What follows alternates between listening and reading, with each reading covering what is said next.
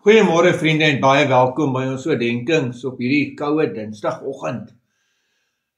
Ja, die son is nog nie uit nie, dit lyk of hy so oor die berge wil kom. En ons lees 'n ongelooflike teks uit Jesaja 44 uit vers 6.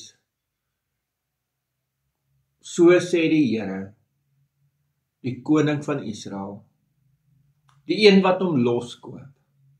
Die Here, heerser oor alle magte. Ek is die eerste en ek is die laaste.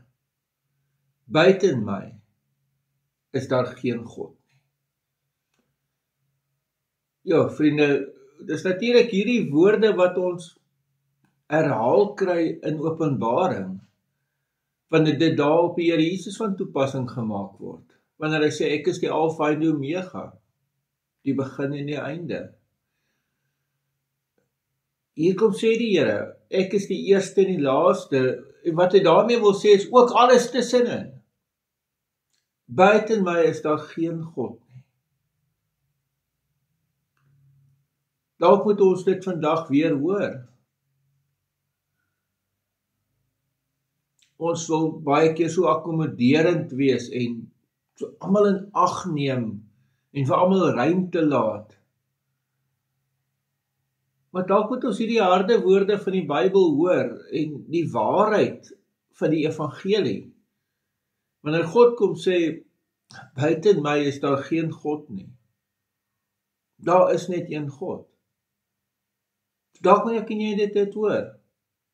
En dalk moet ons weer hoor dat hierdie Here is die heerser oor alle magte. Amen. Here almagtige God, baie dankie dat ons ook hierdie teks mag lees. En ja, Here, dankie vir hierdie waarheid. Help ons om hieraan vas te hou, tot eer van U heilige naam. Amen.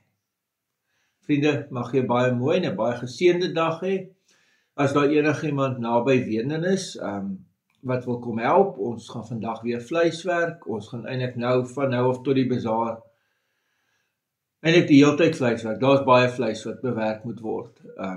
Ons het ook 'n reëling dat mense wat jag, en jy kan dit maar verkondig ook, dat ons as gemeente sal ook die vleis vir hulle bewerk.